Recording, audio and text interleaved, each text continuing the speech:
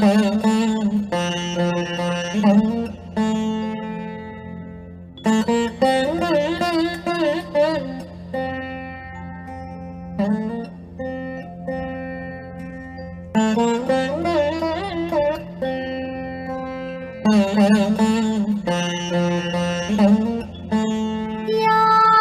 कुन्देन्दु तुषारहार धवला या शुभ्र वस्त्रावृता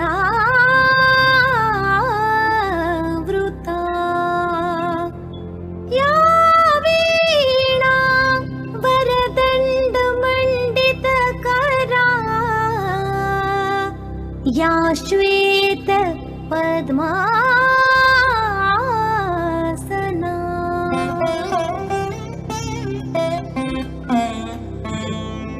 या ब्रह्माच्युत शङ्कर प्रभृतिभिः देवैः सदा वन्दिता सा मां पातु सरस्वती भगवती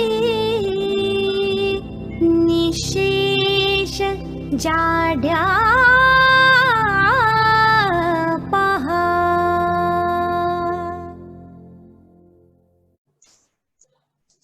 आप सबका पुनः स्वागत है।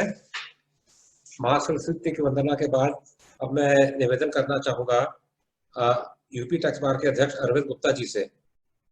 अरविंद जी, अगर आपका माइक अनम्यूट कर दिया गया है। अरविंद जी, आप आए और कार्यक्रम का शुभारंभ करें। ठीक। आप सभी लोगों को सादर नमस्कार। हमारे पूर्व अध्यक्षगण, हमारे महामंत्री जी, हमारी टीम के सारे अभिभावकगण, सम्मानित सदस्यों और विशेष रूप से विक्रम जी और आनंद सिंघल जी और आज के अतिथि श्री अशोक सचदेवा जी, सभी लोगों को सादर नमस्कार।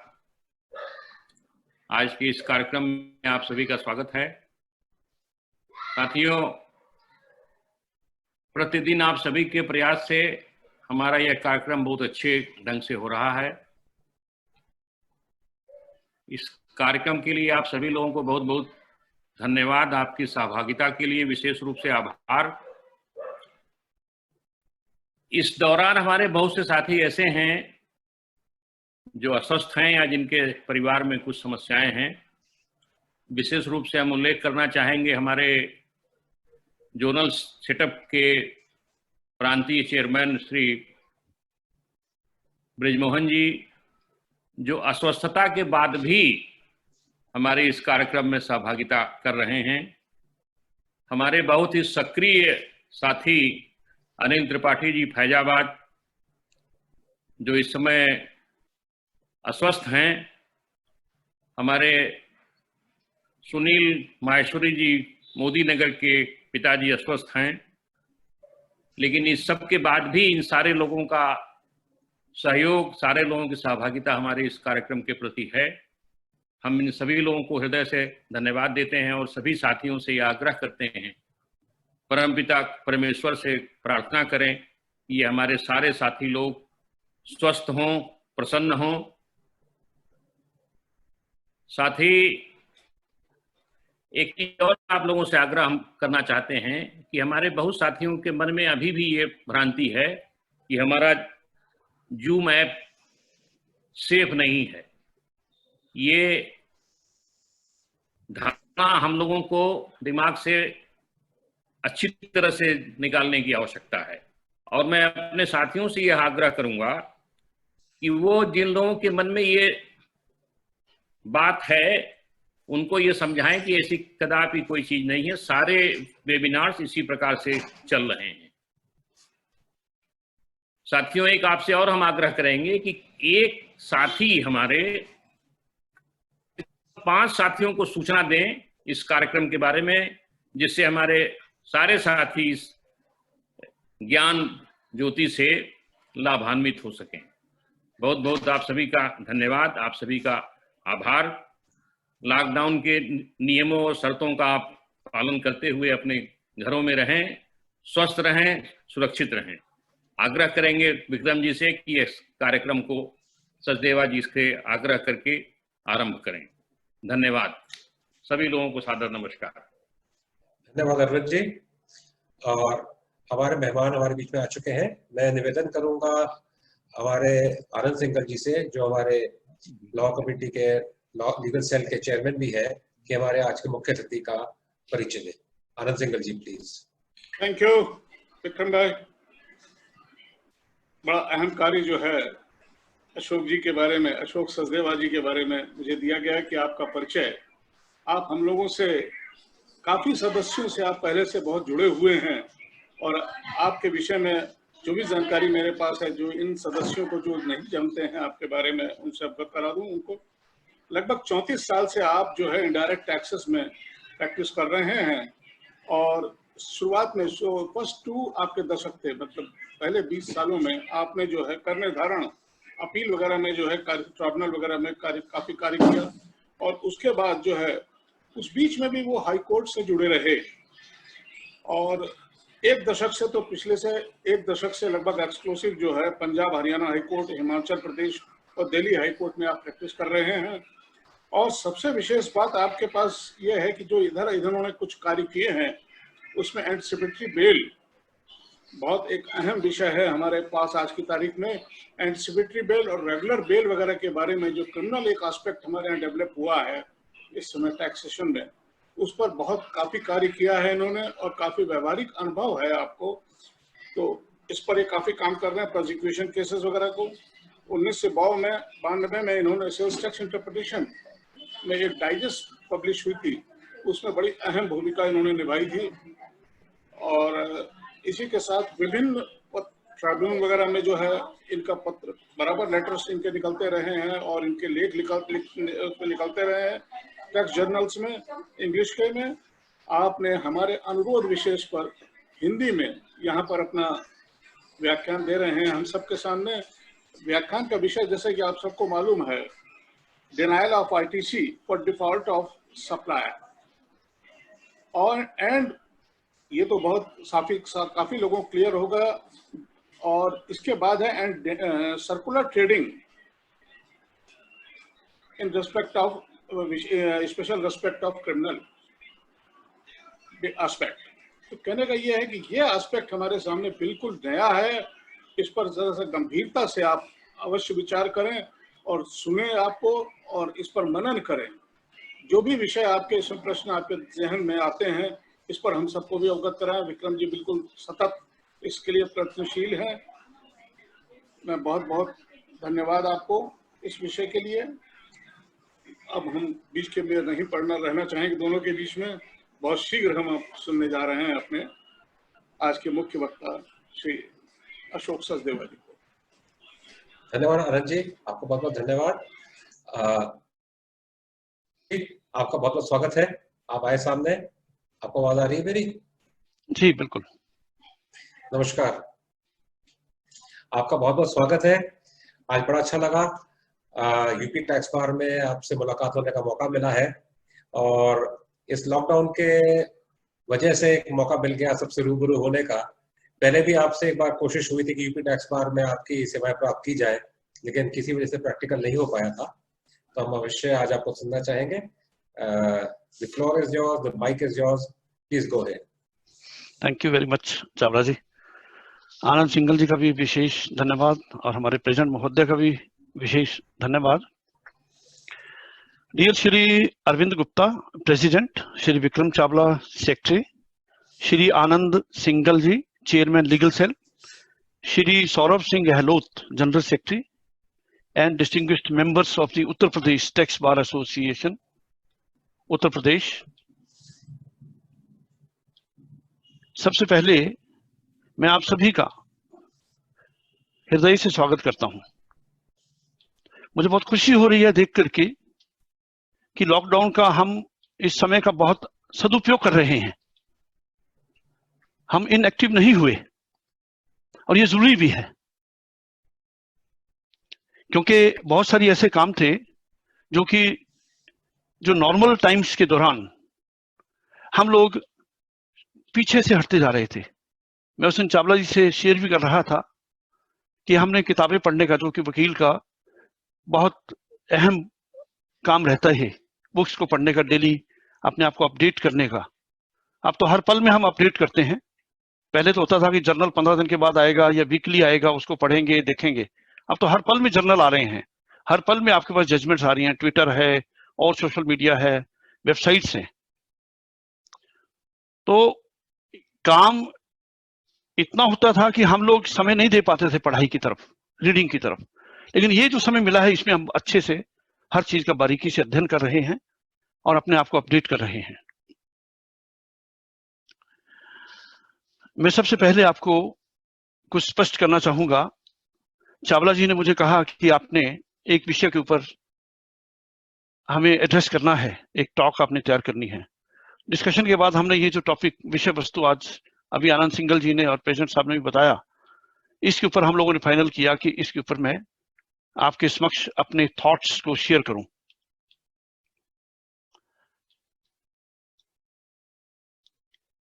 मैं इसमें यह बताना चाहता हूं कि जो भी मैं आज डिस्कशन का जो हमारा विषय है, इसमें सिर्फ मैं लीगल इश्यूज को टच करूंगा।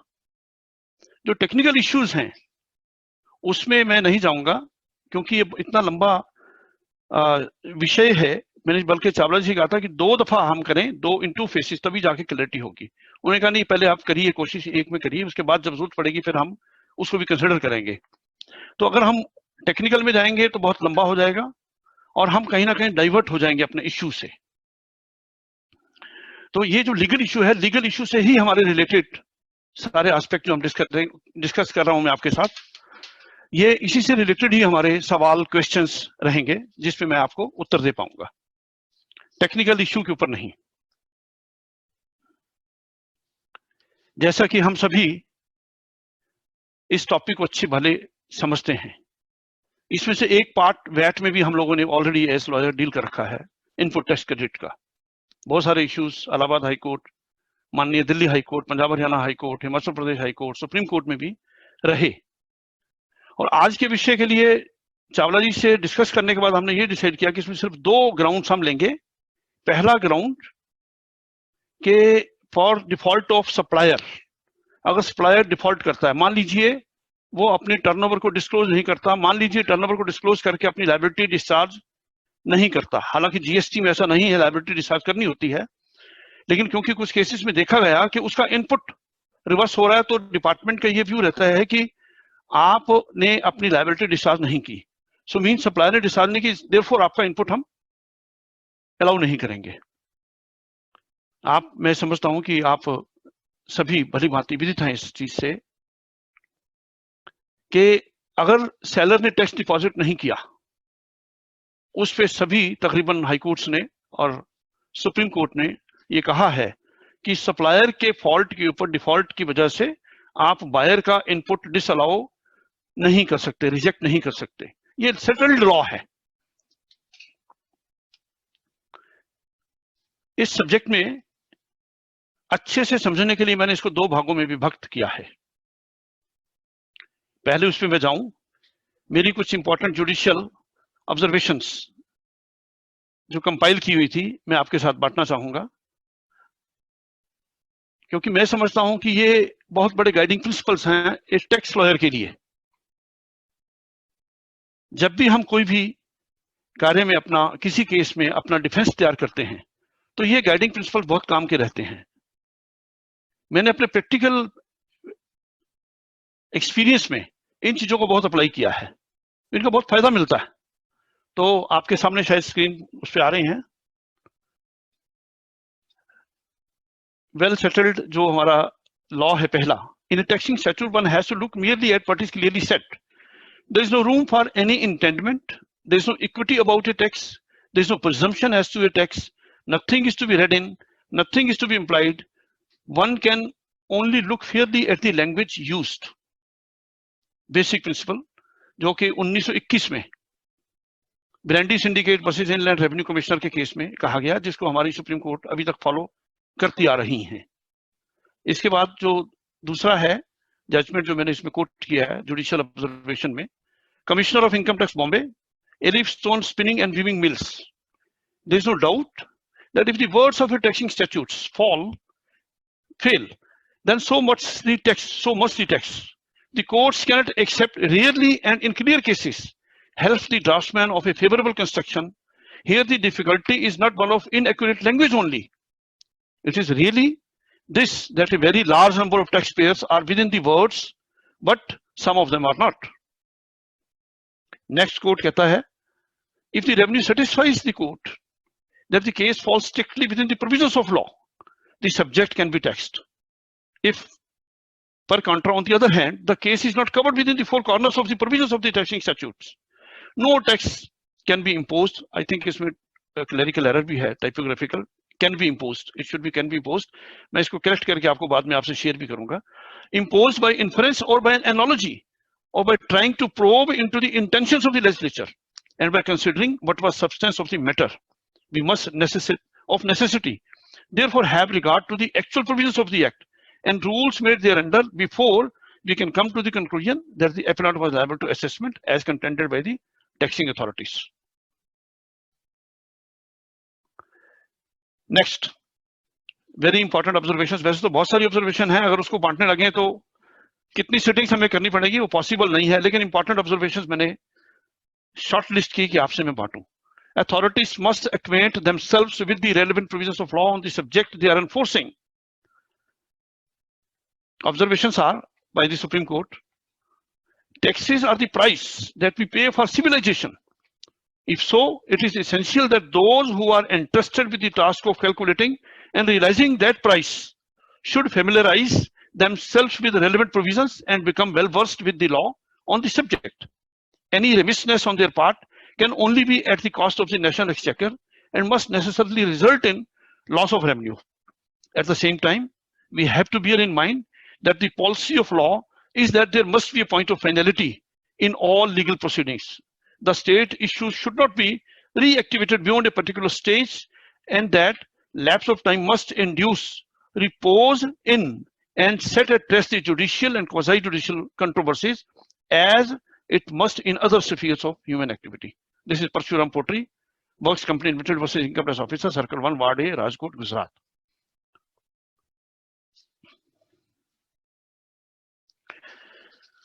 पुनः मैं विषय वस्तु पे आ रहा हूं. जैसे मैंने आपको बताया कि इसको दो भागों में विभक्त. जो पहला भाग है उससे चलने से पहले मैं आपसे एक दो बिंदुओं के ऊपर शेयर करना चाहूंगा. इनपुट रिवर्सल का सोर्स रेवेन्यू के पास क्या है, क्योंकि आपने देखा होगा कि बहुत सारे केसेस में, मेरे एक्सपीरियंस में बहुत सारे केसेस रहे हैं डिफरेंट स्टेट्स में जो मैं हैंडल कर भी रहा हूं, उसमें उनको कैसे पता लगता है कि यहाँ बोगस बिलिंग हो रही है, जिसको वो बोगस बिलिंग बोलते हैं आमतौर पर. मैं उन टर्म से एग्री नहीं करता. चावला जी से मेरी बात हो रही थी, मैंने कहा बोगस बिलिंग ये सब ठीक नहीं है. हालांकि डिपार्टमेंट ऑफन यूज करता है, या कहता है गुड्स लेस इनवाइस, भाई गुड्स के बगैर इनवाइस है, या सर्कुलर ट्रेडिंग. इसका सोर्स क्या है रेवेन्यू के पास? इसका जो सोर्स है मैं आपको बता दूं. एक का केस मुझे याद आ रहा है, जब जीएसटी नया नया आया था, उनकी 3 गाड़ी इंटरसेप्ट की किसी ऑफिसर ने. क्लाइंट ने मुझे ब्रीफ किया कि हमारी 3 गाड़ी डिटेन की हैं और इसमें आप हमें कैसे डिफेंड कर सकते हैं गाड़ियों को रिलीज करवाने का सब बात. मैंने इस ऑफिसर को फोन पे पूछा कि भाई आपने 3 गाड़ी जो पकड़ी हैं इसका आपने कोई नोटिस में विशेष कारण नहीं लिखा. I could not make out कि नोटिस किस ग्राउंड पे आपने इंटरसेप्ट किया है. तो उनसे बात होते होते बाद में उन्होंने मुझे बताया, कहते जी इनकी 3 नहीं है जी, इनकी 18 गाड़ी हैं टोटल. मैं आपको बता दूं 3 तो यहाँ है, 15 इस जगह खड़ी हैं, 5 यहाँ खड़ी हैं, 4 यहाँ खड़ी हैं, बहुत सब इंटरसेप्ट होने वाली हैं. ये बात है सितंबर 17 की. मैंने कहा वो कैसे? वो कहते हैं हमारे पास एक टेक्निक आई है. तो उन्होंने शेयर किया था. टेक्निक हमें पता थी, हमने पढ़ी भी है. तो उन्होंने ये कहा कि डेटा माइनिंग टेक्निक है. ये डेटा माइनिंग टेक्निक से कोई भी टैक्स फ्रॉडुलेंट एक्टिविटी कोई भी अगर हो रही है, इसमें चेन कहीं टूट रही है सप्लाई की, क्रेडिट की, तो वो सामने आ जाता है इनके. मैं इसको आपके पढ़ के शेयर करता हूं जो मैंने इस पे बनाया है. GST network has been primarily designed to check the evasion and fix cheating by anyone at any level during tax administration. It is hard to evade this process because breaking the chain will be visible across the system. Supply chain जैसे हम अच्छे से समझते हैं, import हुआ उसके आगे supply हो रही है, मैन्युफैक्चर हुआ उसकी सप्लाई हो रही है, या क्रॉप है प्रोडक्शन हुई उसकी सप्लाई हो रही है, जो चेन है उनके पास सब जानकारी है कहां से हो रहा है कहां जा रहा है। अब जो सर्कुलर ट्रेडिंग या बोगस बिलिंग का जो भी वो टर्मिनोलॉजी इस्तेमाल करते हैं, उसमें जो केसेस आ रहे हैं वो ये देख लेते हैं कि इसमें टैक्स किसी ने पे नहीं किया। मुझे याद है यूपी में भी आप लोगों का एक्सपीरियंस में रहा होगा, बहुत शुरुआत जब मैंने स्टार्ट किया practice, sales to registered dealer एक वन ऑफ दी डिडक्शंस हुआ करती थी ग्रॉस टर्नओवर में से। और यूपी में शायद कॉन्टेक्स्ट था कि फर्स्ट सेल और लास्ट सेल, ऐसा था मुझे जो याद आ रहा है, कभी मैंने पढ़ा भी था। तो वो जो डिडक्शन होती थी, उस डिडक्शन पे लोग आपस में ही एंट्री घुमाते थे, उसने उसको कर दी, उसने उसको कर दी, उसने फिर उसको कर दी, उसने उसको करके फिर ये एक टर्नओवर अपना क्रिएट करते थे। कई लोगों का आर्गुमेंट ये होता था कि बैंक में हमने टर्नओवर दिखानी है, इसलिए हमने ये इसको डिस्क्लोज करने के लिए ये कर रखा है। तो इस तरह के जो एक्सपीरियंसेस डिपार्टमेंट के पास रहे हैं, फीडबैक रहा है, उसके बेसिस पे इन्होंने जीएसटी में ये सिस्टम डाल दिया कि हमें पता लग जाए कि कहां कहां किस ट्रांजैक्शन में गड़बड़ हो रहा है। आगे मैं इसमें आपसे शेयर करना चाहूंगा, GST uses data mining technique to detect tax fraud. For instance, the wrongful use of tax rules or the creation of non-existent dealers to claim illegal benefits that exist in the current VAT system can be easily detected. The GSTN enables capture, processing and exchange of information amongst all the stakeholders, taxpayers, states and center, accounting offices, banks and the RBI. The Central Board of Indirect Taxes and Customs has 6 members for GST, IT, legal, compliance verification, investigation, tax policy, customs, and administration, and vigilance.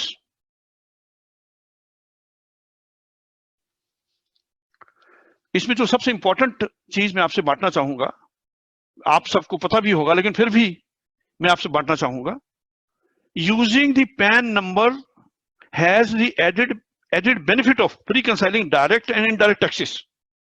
जो PAN number का हमारा base बनाया गया registration का, वो इसीलिए कि indirect taxes और डायरेक्ट टैक्सेस का रिकंसाइल होता रहे इंफॉर्मेशन कि किसने क्या कर रखा है।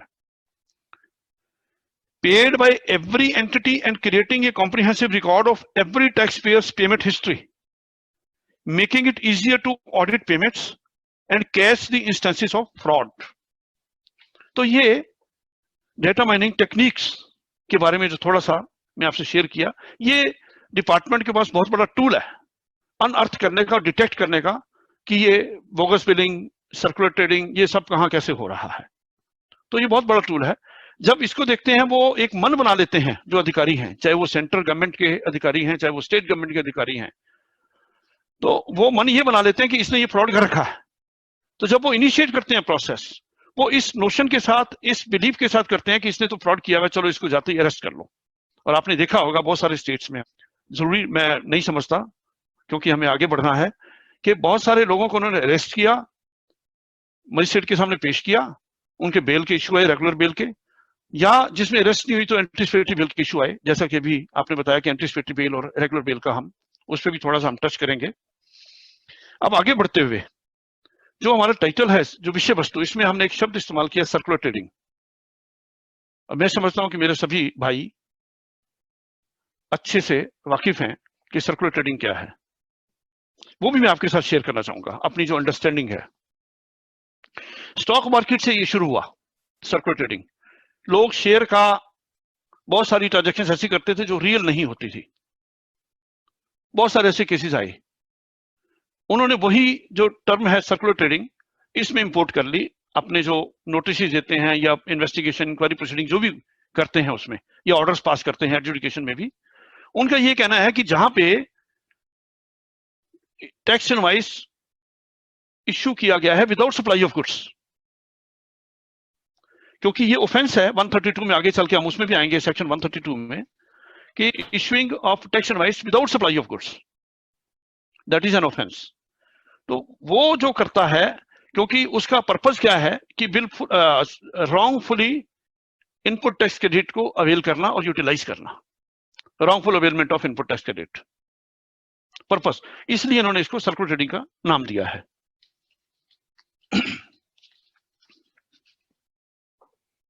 मैं पानी पी लूं? Sure, take it easy. Thank you. जैसा कि मैंने बताया कि इसको दो भागों में, पहला तो है प्रोसीजरल पार्ट, प्रोसेस जिसे हम बोलते हैं। कोर्ट में भी, सिविल कोर्ट में जो या डिस्ट्रिक्ट कोर्ट में जो प्रोसीडिंग चलती है या हाई कोर्ट सुप्रीम कोर्ट में भी, आप लोगों को सभी को पता है कि कोर्ट पहले सबसे, जब कोर्ट के सामने कोई भी मैटर आता है तो वो उसका कॉग्निजेंस लेकर के, उसको एडमिट करके, उसका नोटिस भी कई दफा एडमिट करने से पहले नोटिस भी देती है टू दी अदर पार्टी कि उन्होंने क्या कहना है इस बात में। तो वो जो नोटिस ऑफ मोशन होता है उसे हम बोलते हैं, दैट इज कॉल्ड प्रोसेस। तो जो सबसे नींव है इसकी इनपुट टैक्स क्रेडिट का रिप्यूडिएट करने का, उसको डिनाई करने का, सबसे पहला जो नींव है वो है summon process, issuing of summon, exercising jurisdiction और power by the proper officer under section 70। इसको पढ़ना जरूरी है, मैं पढ़ भी दूंगा। दूसरा पार्ट जो है वो है एडजुडिकेशन, डिटरमिन करना है, क्योंकि आपने 74 में और भी प्रोविजंस हैं इसमें जो मैं डिस्कस करूंगा आपसे, कि किसने कितना रॉन्गफुली इनपुट टैक्स अवेल किया है, कितना रिजेक्ट करना है, कितना उस पर टैक्स अमाउंट बनता है, कितना इंटरेस्ट बनता है, कितना पेनल्टी, जो भी वो प्रपोज करते हैं, वो सेकंड प्रोसेस है। वैसे तो सम्मन का जो ये भी क्रिमिनल एस्पेक्ट से रिलेटेड है, और मैं आपसे शेयर करना चाहूंगा सम्मन्स में सॉरी, आप लोगों का भी बहुत सारा अनुभव रहा होगा पिछले 2-3 साल से, जब से ये लगा है, 3 साल लगभग होने वाले हैं, यूपी में या और भी स्टेट में जहां आपका केसेस का आपको मौका मिला होगा, करते होंगे। मैं 2-3 स्टेट्स का आपसे बात करता हूं। हिमाचल में क्या हुआ, एक व्यक्ति को ऐसी सिमिलर हैपनिंग हुई, हरियाणा में भी एक व्यक्ति को सम्मन दिया गया सेक्शन 70 में कि आप हमारे सामने आइए, क्योंकि सेक्शन 70 में पावर्स, सेक्शन 70 पढ़ दें ताकि अच्छी क्लैरिटी हो जाएगी जो मैं कहना चाह रहा हूं। सेक्शन 70, चावला जी सेक्शन 70 इसमें होगा जरा, हाँ बस। The proper officer under this act shall have power to summon any person whose attendance he considers necessary, either to give evidence or to produce a document or any other thing in any inquiry in the same manner as provided in the case of a civil court under the civil provisions of the Code of Civil Procedure 1908. Every such inquiry referred to in subsection 1 shall be deemed to be a judicial proceeding within the meaning of section 193 to 28 of the Indian Penal Code. मैं थोड़ा सा आपसे ये बांटना चाहूंगा कि हमारे general sales tax जो होता था, UP sales tax act 1948, Haryana का, पंजाब का जनरल सेल्स टैक्स एक्ट 1948, उसके बाद ट्रेड टैक्स का नाम दे दिया मुलायम सिंह सरकार ने, था वही लेकिन नाम चेंज कर दिया था सिर्फ, क्योंकि उन्होंने कहा था सेल टैक्स खत्म करना है, तो एक पॉलिटिकल उनका वो रहा कि इसको ट्रेड टैक्स का नाम दे दिया, लेकिन वो था जनरल सेल्स टैक्स का पार्ट ही, क्योंकि entry 54 list two 7 schedule constitution में स्टेट एक्सरसाइज करती थी पावर टू टैक्स सेल और purchase of goods inside the state. Centre का पार्लियामेंट ने लॉ बनाया था 56, हम सभी उसको पढ़ते आ रहे हैं, अप्लाई करते आ रहे हैं और डिफेंड करते आ रहे हैं बहुत सारे केसेस में, मुझे पता है। वैट में, यूपी वैट में मैं समझता हूँ कि होगा, क्योंकि every state enactment had these provisions, जहां पे उन्होंने सिविल प्रोसीजर कोड की पावर अथॉरिटीज को दी हुई थी। चावला जी खैर अच्छे से बता पाएंगे अगर उनको कुछ याद आ रहा हो कि यूपी टैक्स एक्ट, जो यूपी ट्रेड टैक्स एक्ट था, उसमें वो पावर थी कि नहीं थी। हरियाणा में था, पंजाब में थी, राजस्थान में थी, दिल्ली में थी, बहुत सारे में थी, लेकिन होता क्या था कि वो पावर कभी एक्सरसाइज हुई नहीं, वो डेड लेटर्स बन के रह गए। एक केस में हमने अप्लाई करने की कोशिश की थी, एक आंध्र प्रदेश हाईकोर्ट ने जजमेंट दिया था, मैं थोड़ा सा हट के भी जा रहा हूं क्योंकि जो थॉट आते हैं, रेलेवेंट लगते हैं, वो आप भाइयों से बांटने भी जरूरी है। और हमने उसको अप्लाई भी करवाया एक एपीलेट अथॉरिटी कमिश्नर के पास। एक व्यक्ति ने सी फॉर्म नहीं दिए, अब वो व्यक्ति की इंटेंशन डिसऑनेस्ट थी, जानबूझ के नहीं दिए, as an act of revenge नहीं दिए उसने, आपस में कोई झगड़ा हो गया, मैं नहीं देता सीफो। अब सिविल कोर्ट का तो हम आमतौर पे सिविल सूट देखते हैं कि फाइल करते हैं, सालों साल लगते हैं। तो जो सीपीसी की पावर थी उसमें one of the powers, Chawla ji इसमें अगला जो सीपीसी का है प्रोविजन वो भी जरा सामने, अच्छा हम लगा सकते हैं, सॉरी आई एम सॉरी, आ गया, हाँ। मैंने अगला जो इसमें है सिविल प्रोसीजर कोड का दिया है, इसमें जो सिविल कोड को पावर दी गई है वही पावर्स जीएसटी में प्रॉपर ऑफिसर को हैं।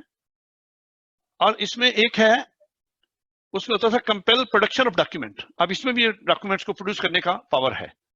तो हमने वो प्रोविजन इन्वोक किए, आंध्र प्रदेश हाईकोर्ट का केस था, उन्होंने भी वो इन्वोक किया। Andhra Pradesh high court upheld their contention कि when the assessing authority is vested with the power of a civil court, he is bound to call upon to summon the person concerned to issue forms to the seller।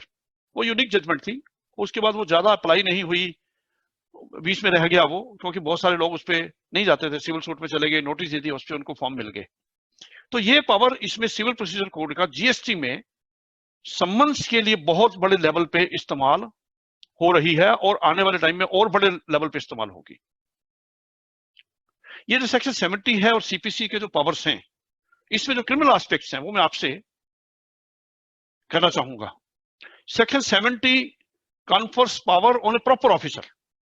सबसे पहले तो हमें ये देखना है कि क्या जो अधिकारी सम्मन इश्यू कर रहा है, जारी कर रहा है, क्या वो प्रॉपर ऑफिसर है with in the meaning of section 70 या नहीं है। अगर नहीं है तो सम्मन विदाउट जुरिसडिक्शन है, without the authority of law है। इस था वहां जाके उन्होंने छानबीन की, वहां जो उनकी रिटर्न भरते थे, सीए एक थे चार्टर्ड अकाउंटेंट, उनके ऑफिस में रिटर्न भरी जाती थी। वहां पहुंच गए कि आपके पास कौन लेके आता था रिटर्न भरवाने के लिए, कौन जाता था, क्या फीस ली, इस तरह के सवाल।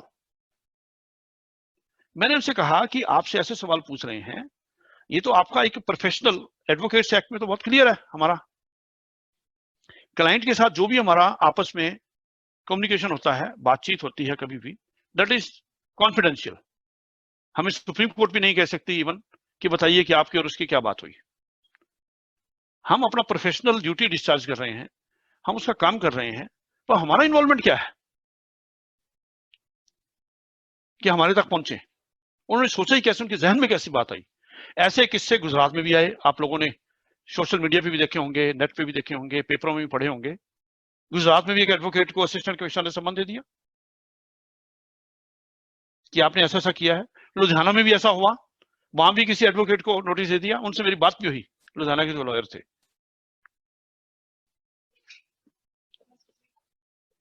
जी थैंक यू। तो वहां भी एडवोकेट को नोटिस दे दिया। तो ये जो प्रोफेशनल हमारी ड्यूटी है, हम एज ए प्रोफेशनल काम करते हैं, प्रोफेशनली हमारा किसी के ट्रांजैक्शन से पर्सनली कुछ लेना देना नहीं है। ये तो बहुत क्लियर बात है।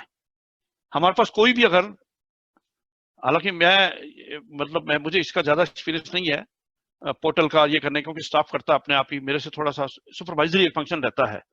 बट अगर जो भी डॉक्यूमेंट्स उसके बाद लाए जाते हैं क्लाइंट के द्वारा और उसको हम हैंडल कर रहे हैं, उसके इंफॉर्मेशन को प्रोसेस करके हम कंप्लायंस कर रहे हैं, क्या उसमें हमारा क्रिमिनल एक्ट बनता है? Can they rope in a lawyer being a professional कि आपने इसमें किया है? ये बहुत बड़ा सवाल है। चलिए मैं आपके थॉट प्रोसेस के लिए सारी चीजें छोड़ रहा हूं, क्योंकि जब हम मनन चिंतन इस पे करेंगे तो बहुत सारे और क्वेश्चन आएंगे। इसको फिर आगे आपसे मिलना होगा तो हम लोग फिर भी इस पे चर्चा करेंगे। अब मैं थोड़ा सा इसको कट शॉर्ट करते हुए मैं आगे आता हूं।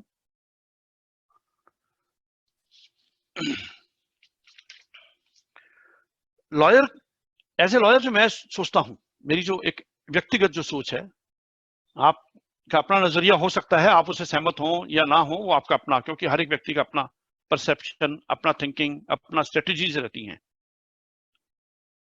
आमतौर पर जो सम्मन सर्व होता है, डिपार्टमेंट उसको कहता है कि इन्वेस्टिगेशन हम कर रहे हैं। एक मेरे कोलीग हैं हाईकोर्ट में, उन्होंने शेयर्ड विद मी, उनके एक क्लाइंट थे, उनको सीजीएसटी वालों ने बुलवा लिया एक केस में। कि भाई आइए हम कुछ इन्वेस्टिगेशन कर रहे हैं। अब होता क्या है इन्वेस्टिगेशन में, मुझे कई लोगों ने रिपोर्ट भी किया, एक आध मुझे भी जाने का मौका मिला तो उन्होंने वो अपनी यूनिफॉर्म वो टांगी होती है अपने ऑफिस में ना, असिस्टेंट कमिश्नर ने या सुप्रीडेंट ने, सेंटर वालों ने। स्टेट के पास तो ऐसा मैं नहीं समझता कहीं है, लेकिन सेंटर वाले जरूर करते हैं, वो यूनिफॉर्म टांगी है। कस्टम वालों को था, अब सीजीएसटी में है कि नहीं है ये भी एक डिबेटेबल इश्यू है। तो दूसरा उन्होंने क्या किया, वो जो टैक्सेबल रजिस्टर्ड पर्सन को बुलवाया वहां पे, सुबह बुलवा लिया 10 बजे आ जाओ, चले गए, वो बैठा लिया, पूछते रहे, फिर बीच में कोई चाय मंगा दी, कोई खाना मंगा दिया, खाना कौन खाता, उसको ऐसा वहां पे एम्बियंस क्रिएट कर दिया, इतना फियर उसके अंदर डाल दिया साइकोलॉजिकल, कि उस व्यक्ति के लिए उठना मुश्किल हो गया। उसकी सोच ये आ गई, यार मैं यही दम तोड़ दूं, मैं कैसे जान छुड़ाऊं इससे। उस व्यक्ति को रात 12 बजे तक बिठा के रखा, ये मेरे जो कलीग उन्होंने शेयर किया। 11:30 बजे उसकी स्टेटमेंट ली, भाई सुबह आपने कल फिर 10 बजे मेरे पास हाजिर होना है।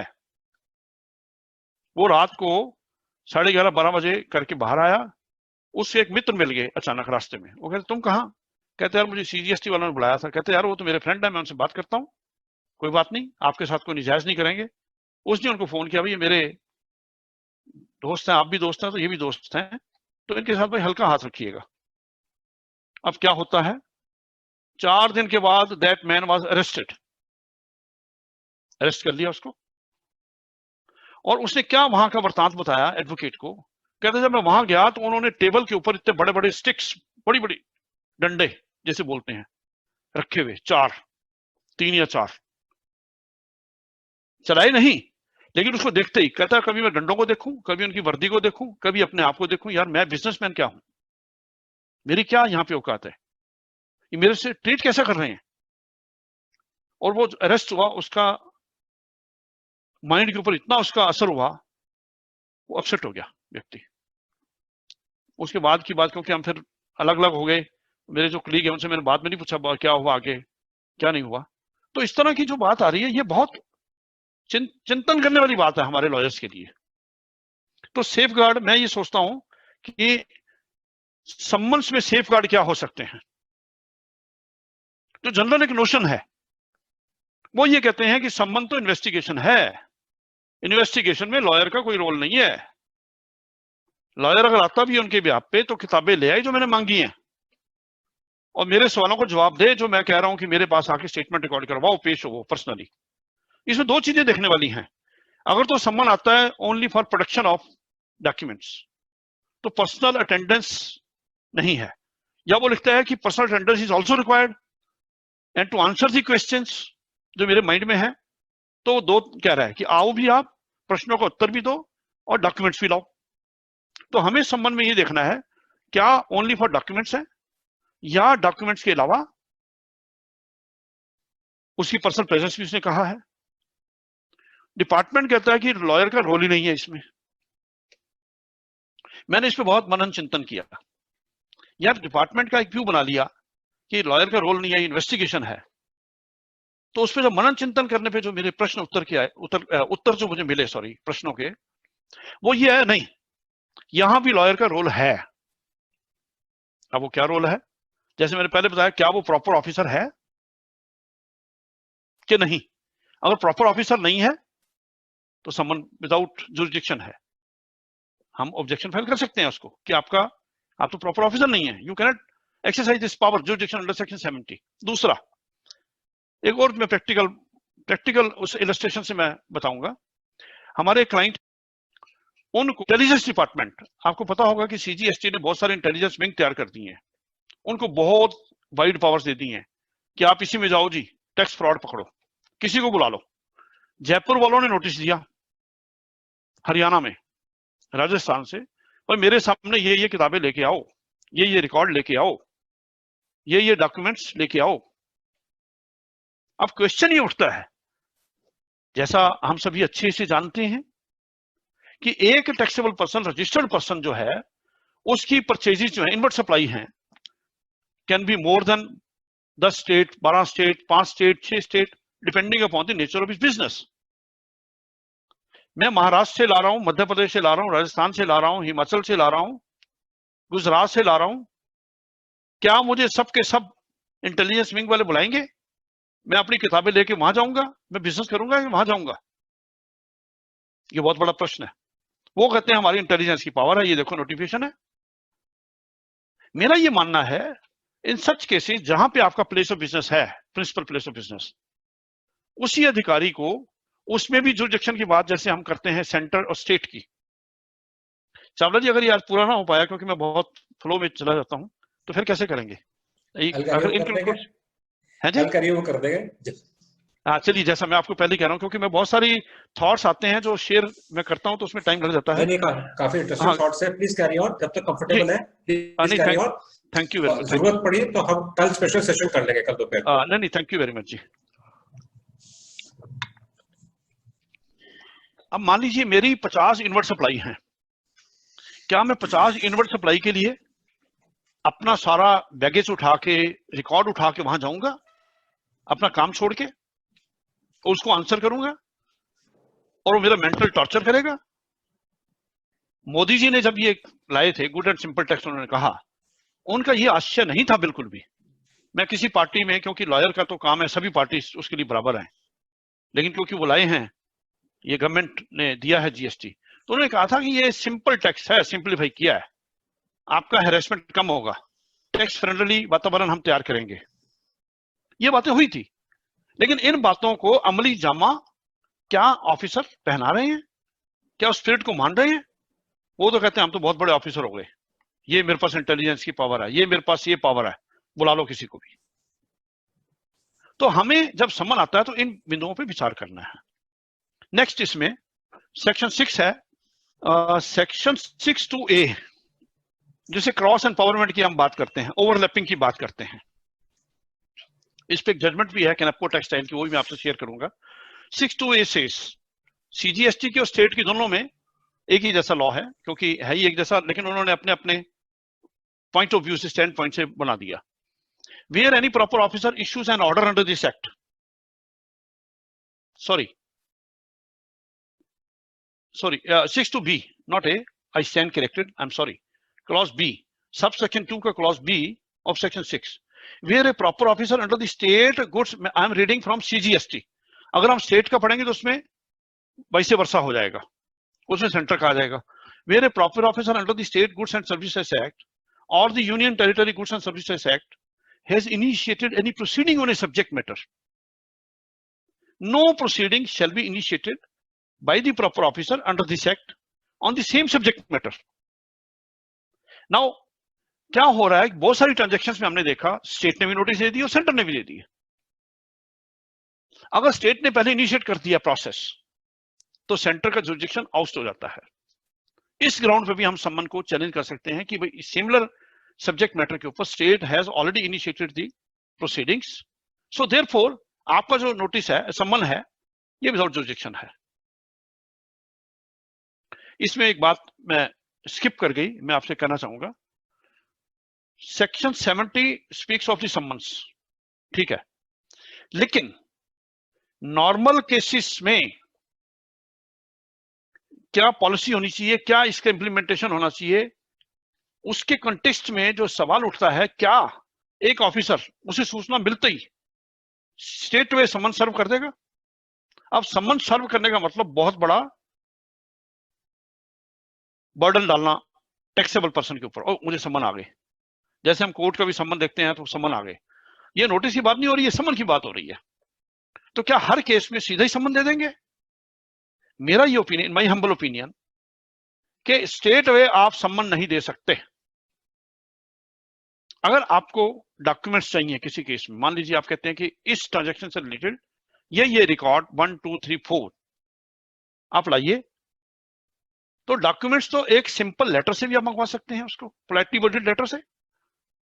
तो ड्रास्टिक स्टेप पे क्यों जा रहे हैं आप पहले ही दिन? तो हम ये भी कह सकते हैं कि वो, ये क्या हो गया बेटा, हम ये भी कह सकते हैं कि आपने स्टेट में सम्मन कैसे दे दिया? आप तो खाली डॉक्यूमेंट्स मांग रहे हैं, तो आपने सम्मन कैसे दे दिया? हम आपको डॉक्यूमेंट्स पेश कर देते हैं। तो वो भी सम्मन इश्यू करना अगेंस्ट द लॉ है, against the principles of law laid on by high courts and supreme court also. अलग अलग जगह पे उन्होंने डिफरेंट कॉन्टेक्स्ट में कहा, जीएसटी कॉन्टेक्स्ट में नहीं, लेकिन इनकम टैक्स के कॉन्टेक्स्ट में, कस्टम्स एक्ट के कॉन्टेक्स्ट में, सेंट्रल एक्साइज के कॉन्टेक्स्ट में ये बातें कही गई हैं। तो अब इसमें मैं दोबारा आता हूं कि सम्मन पे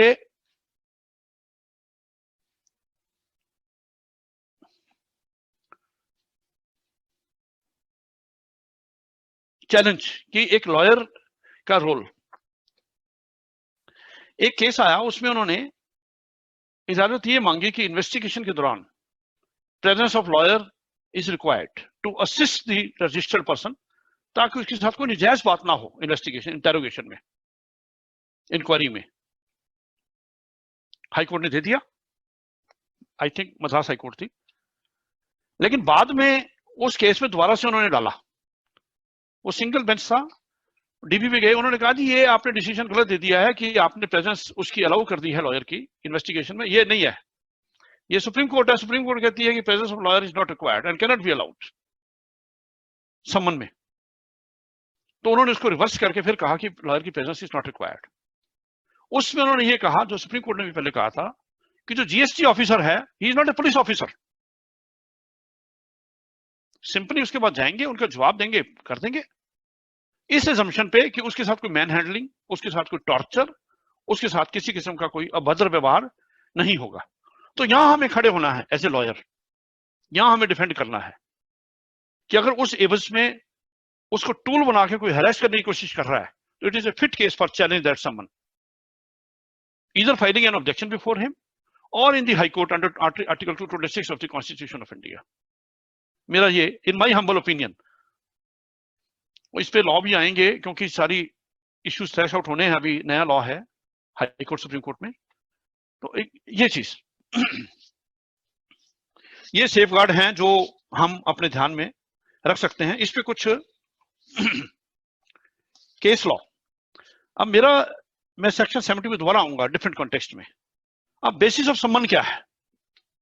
सेक्शन 70 क्या एब्सोल्यूट पावर देता है? सेक्शन 70 में 70 का बेसिस क्या है? क्या आप किसी भी केस में उठा के किसी को बुला लें, कभी भी बुला लें? ये भी बहुत बड़ा सवाल है। जैसे कि रीअसेसमेंट केसेस में और भी प्रोविजनल असेसमेंट में भी रीजंस टू बिलीव एक बेस रहता है, जिस पे इनकम टैक्स के कॉन्टेक्स्ट में भी बहुत हाई कोर्ट सुप्रीम कोर्ट ने बहुत कुछ इवॉल्व किया, बहुत बढ़िया बढ़िया principles of law lay down किए, क्योंकि उनका ये कहना है कि arbitrariness has to be avoided. कोई भी एक्शन अथॉरिटी का है वो एब्सोल्यूट नहीं है, उसमें आर्बिट्रेरीनेस अगर कोई एलिमेंट है तो एक्शन विशिएटेड इन लॉ है, उसको स्ट्राइक डाउन करेंगे, ये कोर्ट्स ने कहा है बहुत खुले शब्दों में। अब सेक्शन 70 को इस कॉन्टेक्स्ट में पढ़ते हैं, क्योंकि कॉन्टेक्चुअल रीडिंग में बहुत मजा आता है मुझे, और आप तो रिलीज करते ही हैं। सेक्शन 70 डी है इसमें, डी देख रहे हैं, चलिए kindly permit me to read once again section 70 ताकि उसको अच्छे से हम समझ पाएं। Proper officer under this act shall have power to summon any person whose attendance, now the words are, he considers necessary. The words are he considers necessary. ये बहुत important words हैं। ये क्यों कहा गया? उसको डिस्क्रिप्शन तो दे दी, पावर दे दी, बट ये लिखा है कि he considers necessary। अब इस पे कोर्ट्स ये कहती हैं कि ऑफिसर का एप्लीकेशन ऑफ माइंड होना जरूरी है। ये 131 के कॉन्टेक्स्ट में कहा है, क्योंकि आप सभी इनकम टैक्स के केसेस हैंडल करते रहे, मैं बहुत कम किए, मुझे उसके बारे में कुछ ज्यादा एक्सपीरियंस नहीं है, बट उसमें भी 131 में भी जो सम्मन का था उसमें उन्होंने कहा कि एप्लीकेशन ऑफ माइंड होना बहुत जरूरी है ऑफिसर का। अब ये जो शब्द है वेयर ही कंसिडर्स नेसेसरी, मैं समझता हूं कि ही कंसिडर्स नेसेसरी एक्सप्रेशन जो यूज किया गया है is equivalent to reason to believe, otherwise ये आर्बिट्रेरी पावर हो जाएगी। वो तो किसी केस में भी रोज उठा के 10 सम्मन दे देगा, 20 सम्मन दे देगा, उसने तो लैपटॉप चलाना है, नाम भरा, प्रिंट आउट लिया, साइन करके भेज दिया उसको। तो ही कंसिडर्स नेसेसरी ये बड़े इंपॉर्टेंट शब्द हैं जिस पे हमारा एम्फसाइज रहेगा कि क्यों दे रहा है सम्मन। वो कहता मेरी तो पावर है भाई, आप लॉयर कैसे इसमें चैलेंज कर सकते हैं, आप इन्वेस्टिगेशन में कैसे आ सकते हैं, आप मेरा रास्ता ऑब्स्ट्रक्ट कर रहे हैं, मेरी ड्यूटी परफॉर्म करने से ऑब्स्ट्रक्ट कर रहे हैं। हम ये कहते हैं कि एक लॉयर को भी right of defence constitutional right है, जब हम उसका प्रयोग कर रहे हैं तो आप हमें ऑब्स्ट्रक्ट कर रहे हैं हमारी ड्यूटी परफॉर्म करने में। तो ये बहुत इंपॉर्टेंट है। तो ही कंसिडर्स नेसेसरी को रीजन टू बिलीव पढ़ा जाना चाहिए, और रीजन टू बिलीव का जो एक्सप्रेशन है that must be red into the provisions of subsection 1 of section 70। ये नहीं किसी में उठा के आप सम्मन इश्यू कर दिया और बुला लिया, उसको कर दिया, उसे चाहे कुछ भी कर रखा है, क्योंकि हम समझते हैं कि अगर एक व्यक्ति ने मर्डर भी किया होता है उसको भी फुलेस्ट अपॉर्चुनिटी का हक है, वो जाता नहीं है। Right to defence constitutional right है। कसाब को भी हमने देखा, और भी बहुत सारे केसेस में देखा कितनी अपॉर्चुनिटी दी, निर्भया के केस में कितनी अपॉर्चुनिटीज दी। तो कोर्ट्स अपॉर्चुनिटी के दरवाजों को बंद कभी नहीं करती। तो राइट ऑफ डिफेंस जो इसमें हमारा है कि ये जनरल नोशन कि भाई सम्मन में तो कोई रोल ही नहीं है जी, आप क्या करोगे, तो इन्वेस्टिगेशन, हमने इनको बुलाया है, नो, ये हमें देखना है सेक्शन 70। बाकी जो मुद्दे हैं सेक्शन 70 से कभी फिर मौका मिला तो 70 पे एक अलग हम स्पेशल भी उस पर टॉक कर सकते हैं। इलाहाबाद हाई कोर्ट ने भी एक हिंदुस्तान सेफ्टी ग्लास पर्स का केस था, उसमें ये होल्ड किया था सेक्शन 14 सेंट्रल एक्साइज एक्ट के कॉन्टेक्स्ट में कि ये जो प्रोविजंस हैं, जो पावर्स हैं, are meant to be administered fairly with a view to ensure interest of the revenue but without causing unnecessary harassment to the SSC. Calcutta high court, supreme court 131 के वो ये कहते हैं,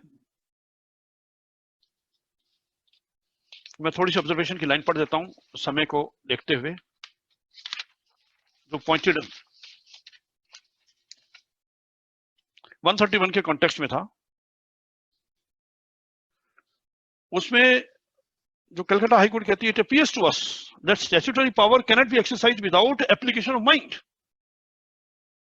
If such powers are granted, then such powers would be so naked that the section itself would become ultra-virus. Application of mind must be in regard to the question of relevancy of the documents to the issue involved in the matter before the income tax officer. A civil court cannot order discovery, production, or inspection of document until it is of the opinion that such documents are relevant for the purpose of issues involved in the suit pending before it. Similarly, it seems to us that the officers mentioned in section 131 of the Income Tax Act have been vested with powers to make the orders as mentioned therein, provided they are satisfied that the orders made would be relevant for the purpose of deciding the case pending before them. If we hold otherwise, we would be holding that section 131 subsection 1 has conferred naked and arbitrary powers upon such officers, which would make the section itself liable to be struck down.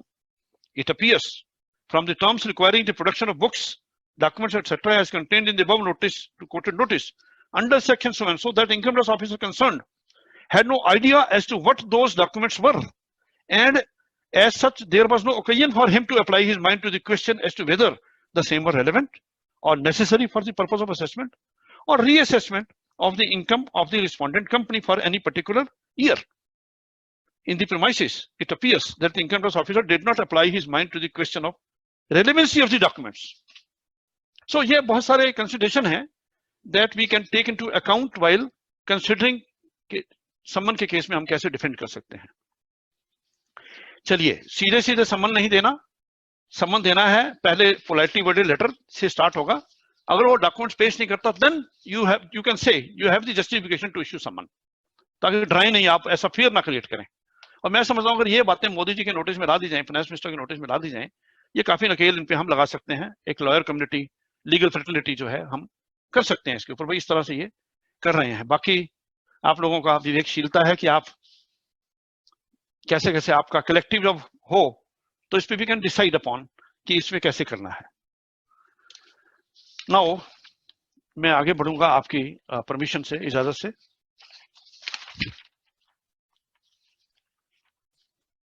Arrest वाला जो हमने पहले discuss किया, arrest में you are all well aware of article 21 of the constitution of India. Supreme court ने बहुत सारे cases पे उस पे अपनी टिप्पणियां भी की हैं, ऑब्जर्वेशंस भी दी हैं। No person shall be arrested except by section, हाँ, no person shall be deprived of his life और personal liberty except according to procedure established by law. Now the question is कि पर्सनल लिबर्टी इतनी अहम है हमारी हर एक व्यक्ति की, चाहे किसी ने कुछ भी एलिगेशन है कि उसने मर्डर कर दिया, वो एलिगेशन ही है ना, उसमें जो प्रिजम्पशन है, जो हम बेल में भी, जो एंटिसिपेटरी बेल में भी हम लोग जाते हैं जब हम आर्ग्यू करते हैं, रेगुलर बेल में जब हम आर्ग्यू करते हैं, presumption is a person is innocent unless declared guilty bye competent court. Presumption innocence का जो है वो हमारा ह्यूमन राइट है, इंटरनेशनली रिकॉग्नाइज्ड ह्यूमन राइट। मैं इनोसेंट हूं अनलेस कोर्ट प्रूव करेगी। तो ये जो तरीका है कि आपने फ्रॉड कर दिया, पेपर में दे दिया, सब में कर दिया कि इसने ये कर दिया, तो आप क्या कर रहे हैं? ये उस कॉन्सेप्ट के जो कॉन्स्टिट्यूशनल जो प्रिंसिपल्स हैं, हमारी जो इथोस हैं, उसको वायलेट कर रहे हैं। एक व्यक्ति को, मुझे याद आ गया, उसका रजिस्ट्रेशन के इश्यू पे लेके ऑफिसर्स, डिस्ट्रिक्ट हेड ने कह दिया ऑफिसर को जाओ विजिट करके आओ। वो गए, आसपास में इंक्वायरी किया, उसका बंद था, वो कहीं बाहर गया हुआ था। अब जेन्युइन केसेस में होता भी ऐसा, लोग कहीं बाहर भी जाते हैं, जरूरी नहीं कि 24 घंटे वहीं बैठेंगे, जब आप क्या पता ऑफिसर कौन आ रहे हैं।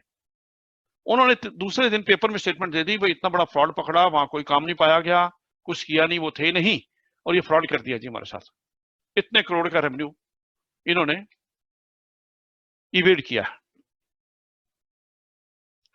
तो हमने क्या सोचा, उसमें उस ऑफिसर को हमने लीगल नोटिस सर्व किया डेफेमेशन का। हमने कहा आपका व्यक्ति जाता है, आंखों से आप देख के आए कि वहां क्या क्या हो रहा है, भाई काम नहीं हुआ, एक से बयान ले लिया, कुछ कर दिया, आप तो फाइनल नतीजे पे पहुंच गए। आपने मेरे क्लाइंट को वहीं होल्ड कर दिया, ये तो चोर है भाई। आपने किया कैसे ये?